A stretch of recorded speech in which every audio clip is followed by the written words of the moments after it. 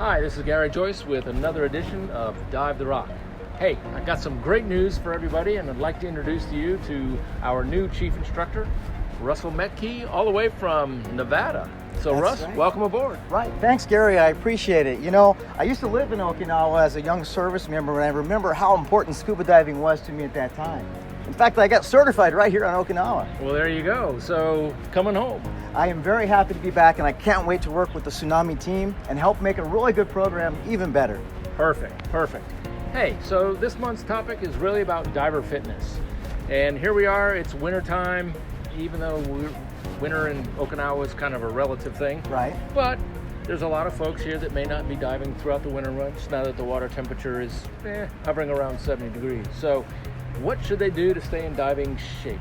Well, obviously, you don't have to be a world-class triathlete to be a good scuba diver. But, you know, we do wear a lot of equipment, 40, 50 pounds possibly of scuba equipment. Yeah. And think about some of the entries that we've got here in Okinawa, the steps at Maida, for example. Oh, that's a good one. Yeah. Yep. So if you're a little bit dehydrated, or you haven't been PTing in a while, or you haven't been in the water, it's important to have that baseline level of physical fitness so that diving will not only be safe, but fun, because that's really the point. Exactly. A couple tips to remind you guys about when you're headed out to the dive site is 1, be well rested, 2, be well hydrated, and 3, cut the partying about 12 to 18 hours before you want to go.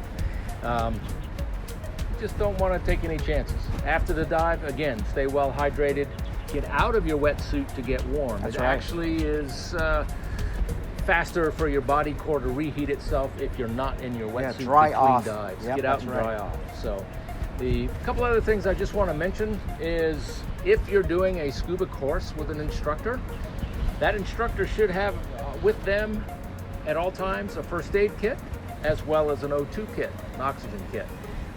You as a diver outside of training, it would obviously be advantageous to at least have a first aid kit. Yeah. Oxygen kit would be nice as well, but if you're in training, those things really should be right there at the dive site. Absolutely, Gary. That's a really good point. Safety and fun combined make for a great dive. Yes, it's been very calm in terms of things happening on Okinawa for the last couple of years, and we'd like to keep it that way. Absolutely. And the other last item to mention with regard to fitness is your equipment's fitness.